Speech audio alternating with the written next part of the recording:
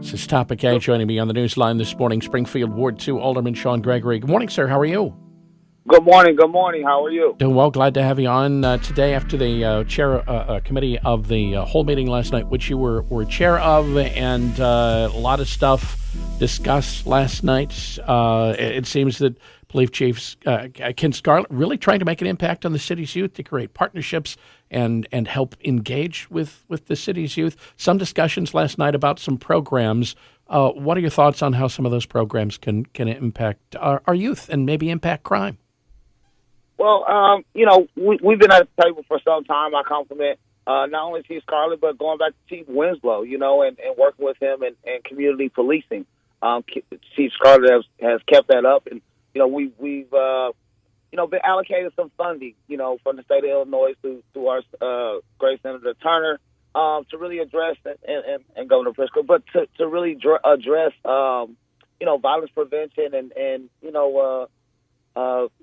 things in that area in our community. And, we had some buildings in line over there, the old UCP buildings. And, things change with new administrations. And, rather than, keep fighting for it and having, any type of bad atmosphere, I just was like, hey, let's just use the programming money, give it to the groups so they can continue to program and do good things rather than continue to string them along. So, Chief Scarlett's been well with that. So, we put that on debate.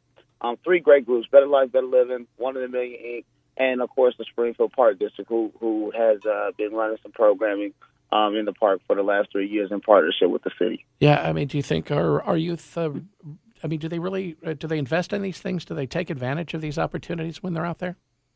Absolutely, absolutely. I mean, there's several different organizations that have nice pockets of young people that don't go to your traditional programs. Some youth go to every program that is available because of different circumstances. When one entity is not open, the other one is. What's unique about these 3 groups, well, these 2 groups that are grassroots, is they live, breathe, and have bled in the community that they work in. And that's what's special about these groups. They are from the community that we're trying to get. So they're there 24 hours a day. So they're able to really connect with people 24 hours a day out in the community because they live here. And that's what's special about those groups and why they have, been at the table with us on these initiatives. Looks like some positions in the city being filled. Lincoln Library looks like Gwendolyn Harrison going to be the new director there. What are your thoughts? I love Miss Harrison. From the first day I ever met her, away from anything, before I ever knew she was going to be the library director, probably before she did, she was going to be library director. Just a very, very, very nice lady, very, very qualified. I'm in total support of her. And what about Val Yezel staying on as Springfield Economic Development Director? Is that a good way to go? Well, for me, I just have to be honest. And that particular department is very important to me because economic development is important on the east side. Right. I can say that me and Ms. Yezel have frequent conversations about directions that I want to go and in this community and things. And I hope that she can continue to be a willing partner in that effort. We'll see where we're at when her appointment comes up. Has she been a willing partner in her role so far as interim director? Well, there's some things that we don't agree with. Absolutely, there's some things that I don't agree with on how funds are allocated and things like that. Right. And that's more so where I'm coming from.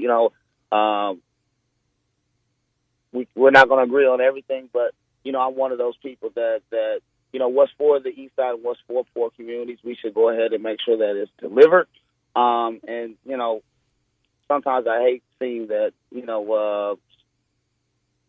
other hands getting in the cookie jar. Gotcha. That doesn't have too much in it anyway. What more could the city do to encourage businesses and minority businesses on the east side?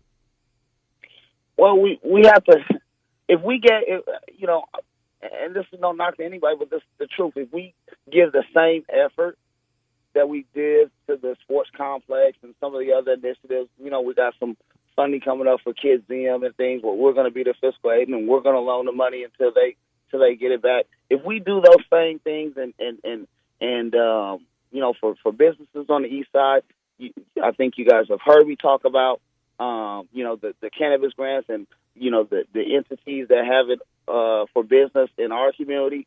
And, you know, but they have a deadline. They got to hurry up and spend their money. But if they were given the same opportunity and if we were helping them just as well as we help, you know, some of these other entities throughout our city, we'll have a better east side. And that's what I fight for. And that's all I want. My goal is never to stop anyone else's project. It's to find justice and equality across the board and everything. Alderman Williams offering